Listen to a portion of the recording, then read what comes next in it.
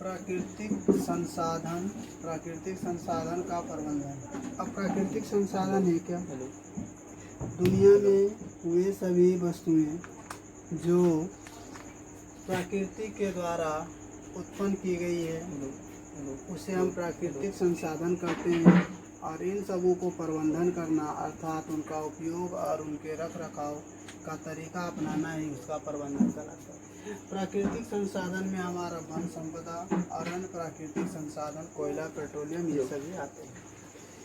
अब ये प्राकृतिक संसाधन का हम लगातार उपयोग कर रहे हैं, तो इसका क्या प्रबंधन होना चाहिए, इसके बारे में इस जो चैप्टर है इस चैप्टर में हम पढ़ेंगे। ये 10वीं क्लास का 6ठा चैप्टर है, क्योटो प्रोटोकॉल। क्योटो प्रोटोकॉल क्या है? तो इस क्योटो प्रोटोकॉल के अनुसार सभी औद्योगिक देशों को 2008 से 12 तक के 5 वर्षों की अवधि में 6 प्रमुख ग्रीन हाउस गैस के उत्सर्जन के स्तर में 1990 के स्तर से कमी लाने का लक्ष्य निर्धारित किया गया है। क्योटो प्रोटोकॉल का लक्ष्य है कि ग्रीन हाउस गैसें छोड़ने का तकनीकों का उपयोग सीमित किया जाए। यानी ग्रीन हाउस गैस जो है हमारा 6 है, जिसमें कुछ है प्रमुख जो है CO2 है, CH4 है, और ये मीथेन, जलवाष्प और नाइट्रोजन डाइऑक्साइड, ये सभी मिलकर ग्रीन हाउस गैस बनाते हैं, जिसमें सबसे ज़्यादा महत्वपूर्ण भूमिका होता है CO2 का और दूसरा होता है जलवाष्प का।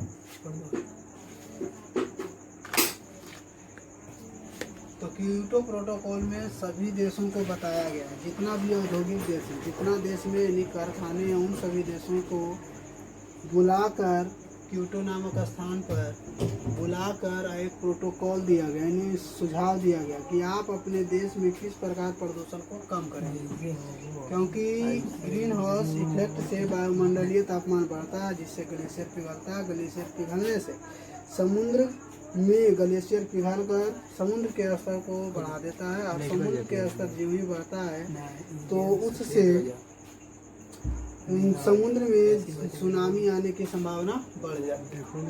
तो इसी के लिए कुछ मापदंड अपनाए गए हैं, और कुछ व्यक्तियों के कुछ देशों द्वारा कुछ प्रतिनिधियों द्वारा एक प्रोटोकॉल रखा गया है, जिसमें सभी देश के प्रतिनिधि आए और उसमें बातचीत हुआ कि भाई सभी के सभी जितने भी ग्रीन हाउस गैस हैं सभी के सभी अपना सीमित मात्रा में उत्सर्जन करें। उत्सर्जन संबंधित मापदंड दिया गया है। 1988 में ये मापदंड आया। इसमें बताया गया है उत्सर्जित संबंधित मापदंड यूरो 1 पहला बैठक, यूरो 2 दूसरा बैठक, यूरो 3 तीसरा बैठक, यूरो 4 चौथा बैठक। तो इसमें लक्ष्य रखा गया कि 1992 से 95 तक में CO का मान होना चाहिए 49 और 4.9 होना चाहिए, 4.9, और हाइड्रोजन 1.23 और NOx के जगह 2 लिख सकते हैं, 9.2। कण के पदार्थ यानी अन्य कण उसमें जो दूषित मात्रा में होते हैं उड़ते रहते वायुमंडल में, वो 0.4। यूरो 2 में रखा गया 95 से 99, यहाँ से खत्म यहाँ शुरू 99। यहाँ पर CO का मान होना चाहिए 4.0, यहाँ से 1.1 और 7.0 और 0.15। यहाँ यूरो 3 में रखा गया 1999 2005 में 2.1, 0.66, 5.0, 0.1। यूरो 4 में रखा गया 2005 से 2008 1.5, 0.4 से 3.5 और 0.02। तो ये सभी क्रम में बताया गया है। क्या बता रहे हैं? डीजल ट्रक बस से उत्सर्जित गैसों की सीमा, और वो भी है ग्राम प्रति केजी वाट में। यहाँ था 4.9, घट के हुआ 4.0, घट के हुआ 2.1, घट के हुआ 1.1। ये CO का स्तर घट रहा है। हाइड्रोजन में 1.23 था, घट के हुआ 1.1, घट के हुआ 0.6, घट के हुआ 4.6। NO2 घट के हुआ ये 9 था, 9 से 7, 7 से 5, 5 से 3.5। तो इस प्रकार घट रहे हैं, सभी का स्तर घट रहे हैं। तो इस क्योटो प्रोटोकॉल का मेन मुद्दा यही था कि हम जितना उपयोग कर रहे हैं बस ट्रक में डीजल पेट्रोल ये सभी, तो उससे हमारा जो प्रदूषण का लेवल हो कम हो। तो इधर कम की ओर दर्शाया जा रहा है। यहाँ भी देख रहे हैं 0.4 था तो 0.15 हुआ, 0.1 हुआ, 0.02 हुआ। बहुत ही गिरावट आई। कब? जब हम क्योटो क्योटो प्रोटोकॉल में भाग लिए तब, और सभी देश इसमें महत्वपूर्ण भूमिका निभा रहे हैं। अगला है गंगा क्रियान्वयन योजना क्या है। तो हम सभी जानते हैं गंगा भारत के लगभग 5 से 6 राज्यों से होकर गुजरती है। उत्तराखंड, उत्तर प्रदेश, बिहार, पश्चिम बंगाल, इन सबों से होके और बंगाल की खाड़ी में होती है। तो ये सभी स्थान जहाँ जहाँ से गंगा नदी प्रवाहित होती है उसके किनारे औद्योगिक कारखाने लगाए गए। इससे जितना भी गंदगियाँ निकलती है इस कारखाने से तो उसको वहाँ पर डाल दिया जाता है नदी में। इससे गंगा नदी दूषित हो चुकी है। और गंगा नदी दूषित होने का प्रमुख कारण है जानवरों मृत जब हो जाते हैं तो उन्हें फेंक देना, मनुष्यों के शवों को फेंक देना, और पॉलीथीन और अन्य वस्तुओं को भी फेंक देना, और गंगा के इर्द गिर्द में खुले में शौच करना, ये सभी उसका प्रदूषण का मुख्य कारण है। तो गंगा प्रदूषण का क्रियान्वयन कैसे किया जाए, इसके लिए योजना है गंगा एक्शन प्लान GAP। तो गंगा कार्यान्वयन योजना, गंगा एक्शन प्लान GAP की घोषणा 1986 में हुई, जिसके लिए 300 करोड़ रुपए से भी अधिक का प्रावधान था। और ऋषिकेश से कलकत्ता तक, ऋषिकेश से उत्तराखंड में, यूके में है उत्तराखंड में, और कोलकाता है पश्चिम बंगाल में, वेस्ट बंगाल में। यहाँ से यहाँ तक भारत ये नदी की सफाई, गंगा की नदी की सफाई के लिए गंगा नदी को स्वच्छ बनाने हेतु योजना थी। तो इसके लिए 2 अक्टूबर 2014 से बहुत महत्वपूर्ण स्वच्छ भारत अभियान के तहत गंगा को क्रियान्वयन करने की योजना बनाई गई। इसी के तहत सभी सरकारी वास स्थान और स्कूल कॉलेज सभी को स्वच्छ रखने का प्रावधान दिया गया। और इसी के तहत स्वास्थ्य भारत मिशन अपनाया गया 2014 में।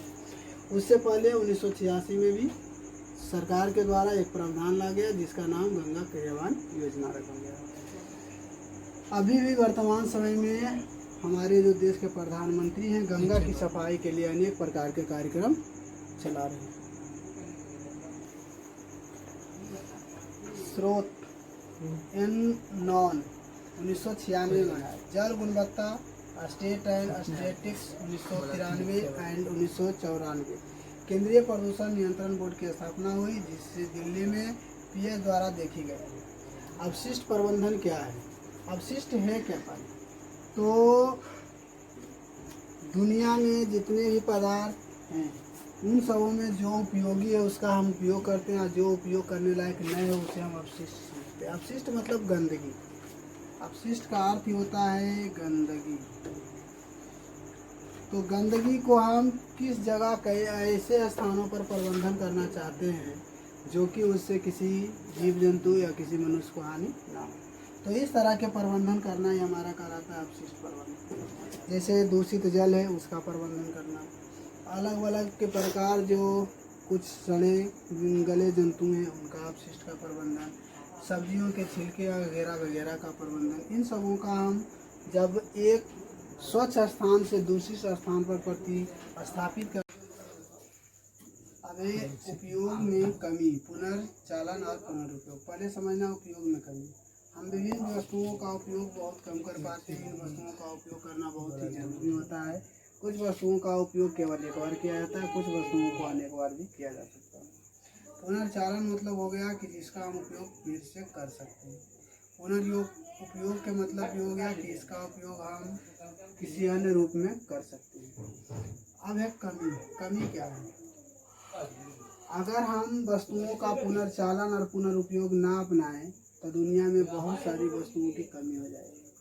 तो ये कमी प्रदर्शित ना हो इसके लिए हमें वस्तुओं का पुनर्चालन और पुनरुपयोग करना चाहिए। जैसे किसी बोतल में पानी है तो उस बोतल में अगर हम पानी का उपयोग कर चुके हैं तो उसमें अलग अलग प्रकार के तेल हम रख सकते हैं, लिक्विड रख सकते हैं। तो ये हो गया पुनरुपयोग। पुनर्चालन का मतलब हो गया पॉलीथीन वगैरह वगैरह जो प्लास्टिक या एल्युमिनियम के जो बने थैले उले आते हैं जिसमें हम मिठाई को पैकेट बनाकर रखते हैं, तो उन सभी पैकेटों का पुनरुपयोग हम कर सकते हैं। सफाई करके। तो ये एक होता है पुनर्चालन और एक होता है पुनरुपयोग। पुनरुपयोग मतलब तुरंत जस्ट आई लाइक उपयोग करना, और पुनर्चालन मतलब हुआ उसको पुनः सफाई करके उपयोग करना। तो इससे क्या होगी, कमी दूरी होगी। पुनर्चालन है जागरूक उपभोक्ता बने तथा ऐसी वस्तुओं चुनने का प्रयास करें जो पुनर्चलित सामग्री से बनी हो या जिसका जैविक स्रोत, यानी जिसे हम पुनर्चालन का मतलब हुआ जिसका हम उपयोग लगातार बार बार कर सकते हैं। पुनरुपयोग, पुनरुपयोग में भी उसी प्रकार के वस्तुएं आते हैं। इसमें वस्तु को सफाई करके पुनः उपयोग किया जाता है। विभिन्न संसाधनों का प्रबंधन, अब अलग अलग संसाधन है उनका प्रबंधन करना बहुत ही जरूरी होता है। क्या सभी प्रबंधन एक जैसे होते हैं? नहीं, सभी का प्रबंधन अलग अलग होता है और सभी के रखरखाव भी अलग अलग होते हैं। तो विभिन्न संसाधनों का प्रबंधन करना अति महत्वपूर्ण होता है। वो कोयला हो, पेट्रोलियम हो या अन्य खनिज पदार्थ हो, उन सबों का हमें अधिशोषण करना बहुत ही जरूरी होता है। तो विभिन्न संसाधनों का प्रबंधन में हम जानते हैं सभी प्रकार के प्राकृतिक संपदाओं का ये प्रबंधन करना है। कोयला, पेट्रोलियम, वन संपदा, अन्य प्रकार के सभी जैविक संसाधनों को हमें प्रबंधन करना है। वन एवं वन्य जीव, वन एवं वन्य जीव में हमें देखना है जीव जंतुओं के बारे में और पेड़ पौधों के बारे में, उसकी महत्ता को समझना है, क्या वो हमारे लिए कितना उपयोगी है। अब वन का महत्व, वनों द्वारा वर्षा की मात्रा में वृद्धि होती है। अगर वन ज़्यादा रहेगा तो उस समय पर वर्षा होगी और ज़्यादा मात्रा में। वनों द्वारा वातावरण के ताप में कमी, जब वन रहेंगे तो उससे वर्षा होगी, वर्षा के कारण तापमान में कमी भी आएगा। जल चक्र पूर्ण होने से वनों में महत्वपूर्ण योगदान आएंगे। वन पर्यावरण की सुरक्षा के साथ साथ मनुष्यों की मूल आवश्यकताओं जैसे आवास, निर्माण सामग्री, ईंधन, जल और भोजन का प्रत्यक्ष या परोक्ष रूप में आपूर्ति करता है। यानी वन के द्वारा पुनर्चक्रण का मतलब हो गया जलवाष्प बन के बादल बनना और बादल से पुनः जल बनकर पृथ्वी पर आना, ये सभी वन के महत्व हैं। वन पर्यावरण की सुरक्षा के साथ साथ मनुष्य की मूलभूत आवश्यकताओं आवास, निर्माण सामग्री, ईंधन और जल, भोजन आदि का प्रत्यक्ष और परोक्ष रूप में आपूर्ति करता है। आवास का मतलब हो गया घर बनाने के लिए भी, निर्माण सामग्री मीन्स फर्नीचर, वो लकड़ी से बने अन्य सामग्री, ईंधन के रूप में उसको जलाया जाता है। जल यानी वर्षा में महत्वपूर्ण होता है, और भोजन यानी मतलब फल देता है और फूल देता है। ये सभी प्रत्यक्ष या अप्रत्यक्ष रूप से हमें मिलता है। वन का महत्व में अभी जानेंगे। वातावरण में CO2 और ऑक्सीजन के संतुलन को कायम रखने में पेड़ पौधे सहायक होते हैं। वन के कटाई से हरे पत्ते द्वारा CO2 का अवशोषण होता है।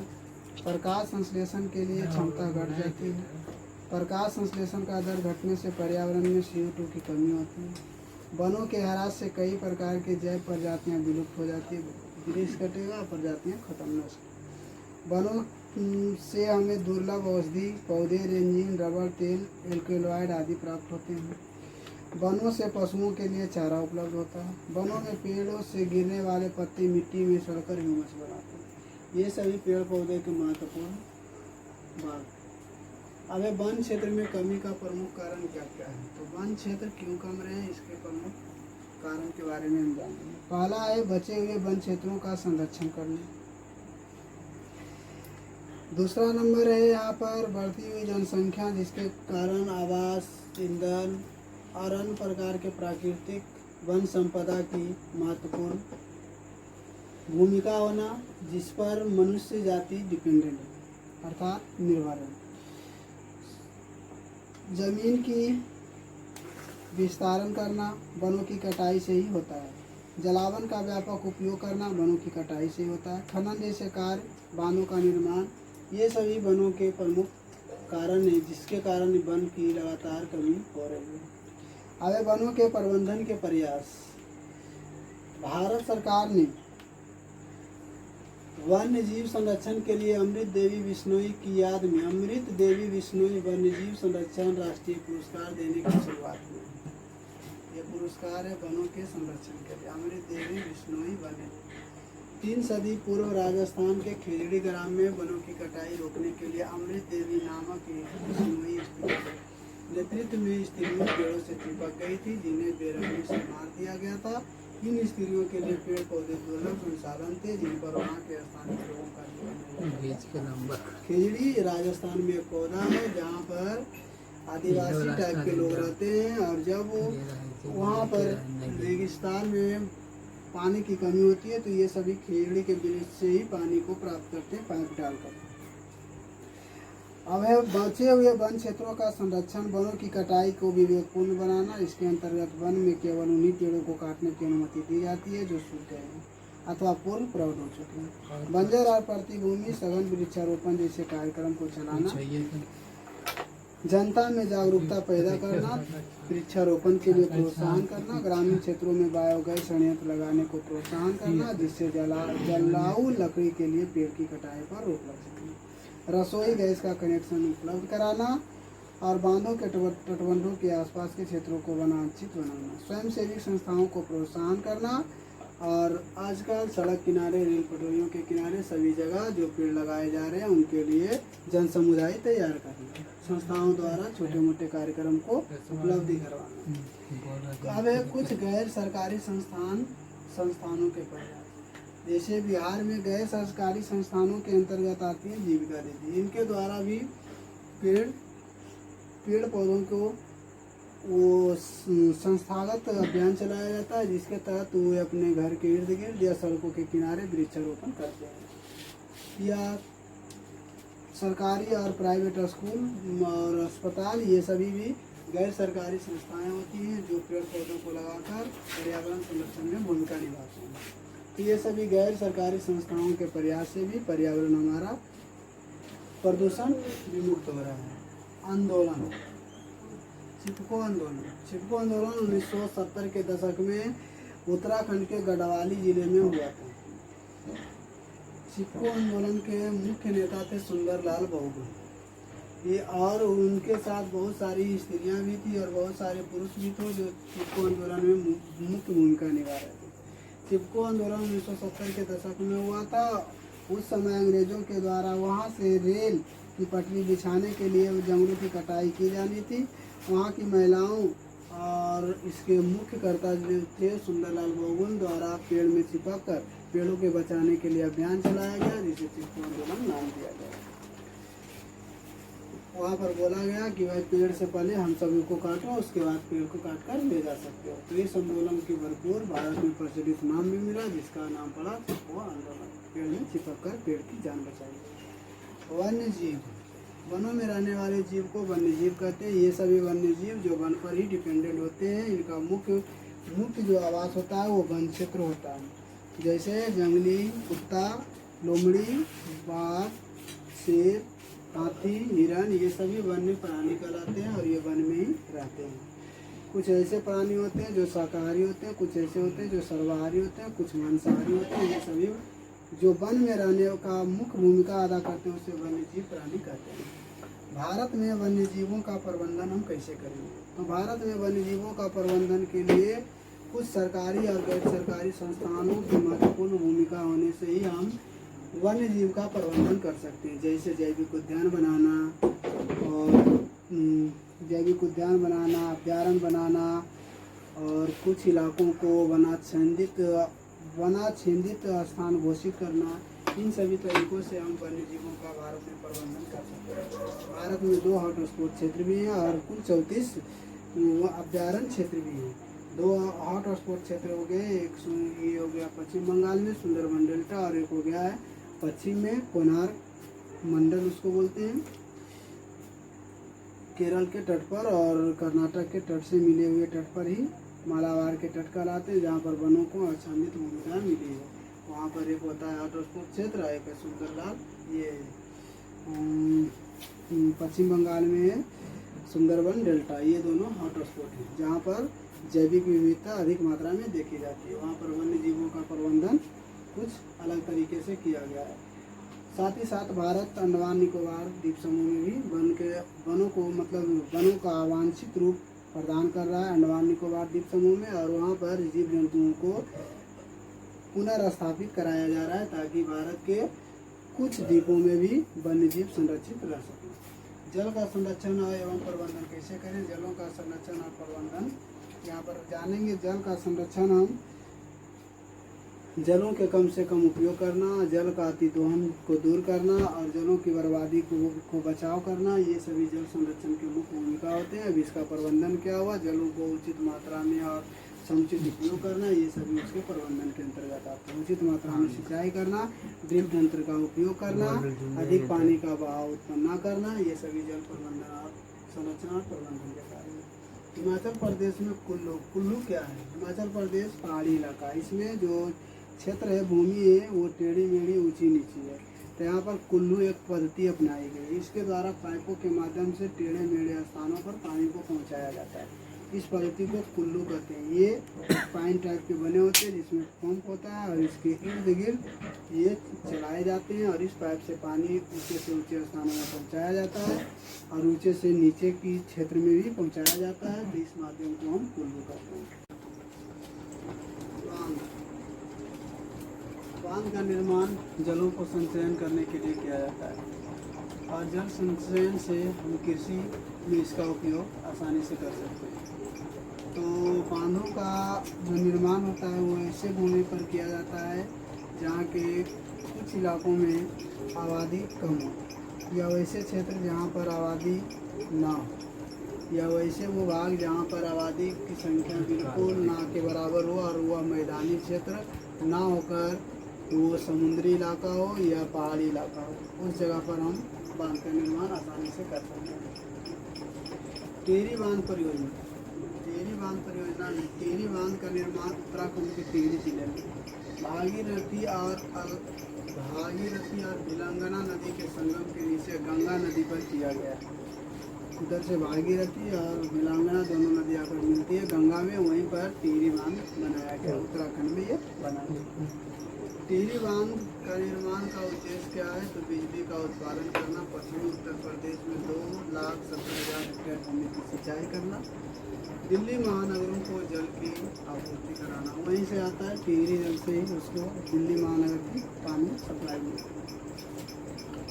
बांध निर्माण से उत्पन्न पर्यावरण समस्याएं क्या हो सकती है, पुनर्वास की समस्या, यदि बांध टूट जाए तो पुनर्वास, जो उसके इर्द गिर्द लोग बस रहे हैं उन्हें समस्या होगी रहने की, तो ये समस्याएं उत्पन्न होगी। सुरक्षा की समस्या, जैसे ही बांध टूटेगा तो सभी व्यक्तियों का सुरक्षा खतरे में आ जाएगा, सभी का जीवन खतरे में आ जाएगा। तो ये दो पर्यावरणीय समस्या है जो अधिक पानी होने से कभी भी बांध टूट सकता है।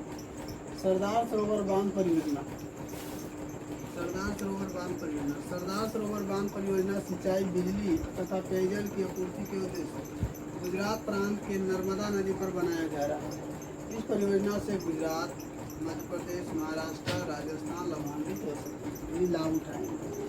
परियोजना को मेधा पाटकर और मेनका गांधी अन्य पर्यावरणीय विद्यों के विरोध का सामना करना पड़ा।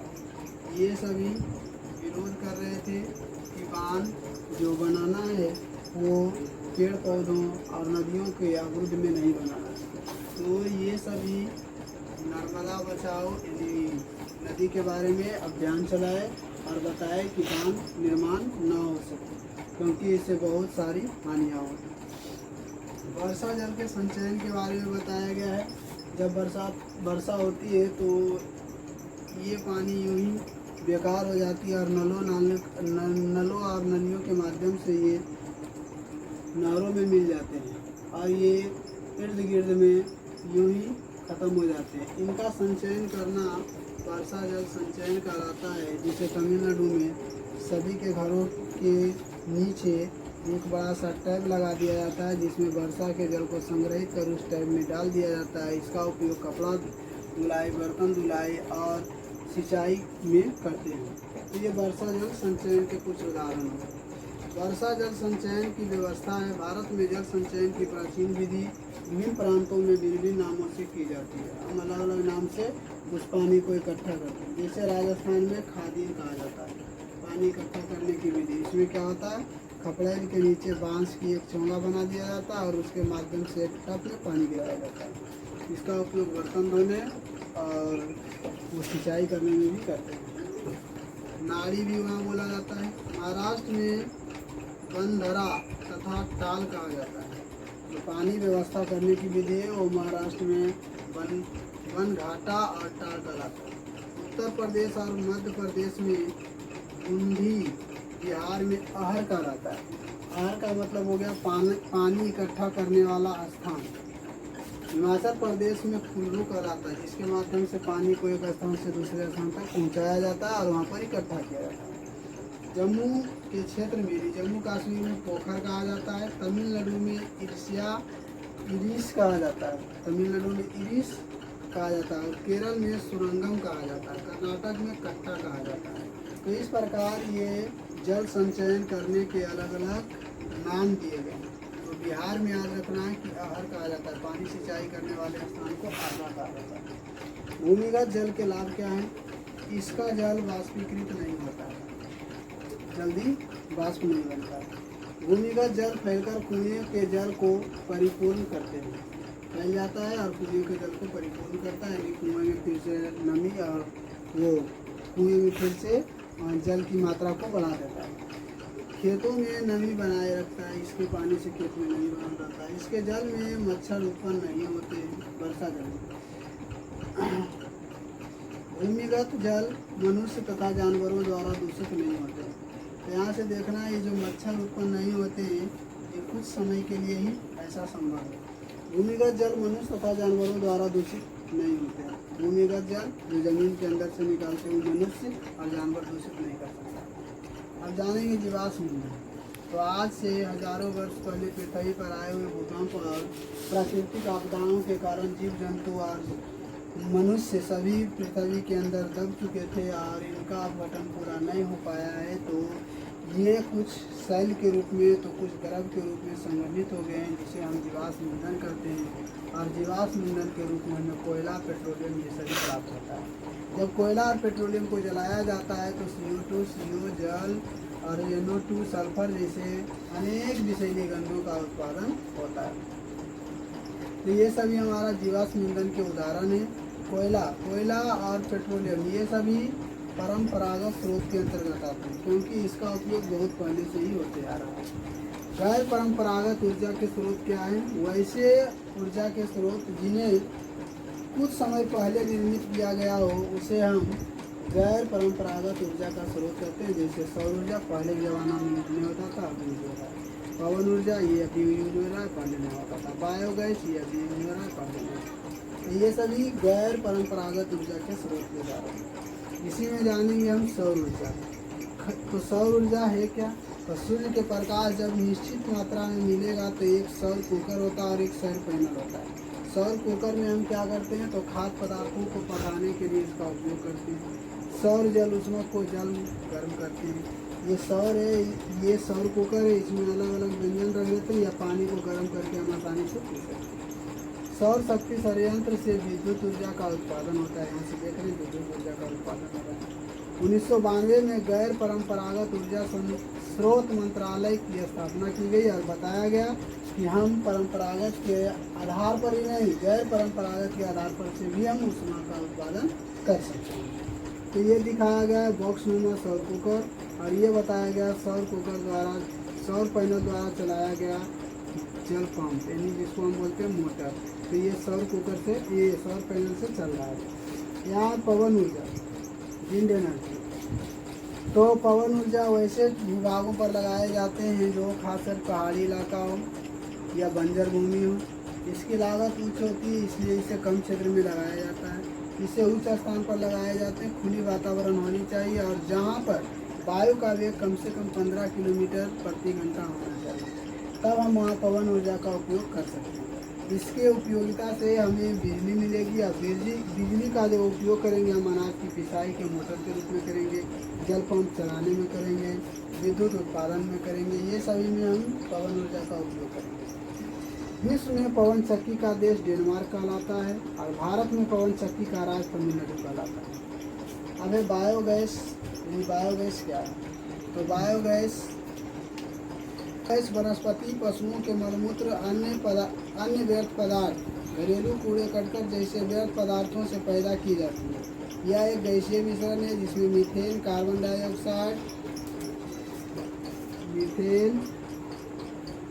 डाइऑक्साइड जैसे गैसों को जलवाष्प में मिलाकर ज्वलनशील गैस बनाया जाता है और इसका उपयोग खाद्य पदार्थों के रूप में किया जाता है और इससे जो बचे अपशिष्ट होते हैं उसका उपयोग खाद्य के रूप में किया जाता है। ये जो बना इससे हम खाद्य पकाने में उपयोग करते हैं, खाद्य पकाने में, और ये जो इसका अपशिष्ट बचा उसको हम खाद्य के रूप में उपयोग करते हैं।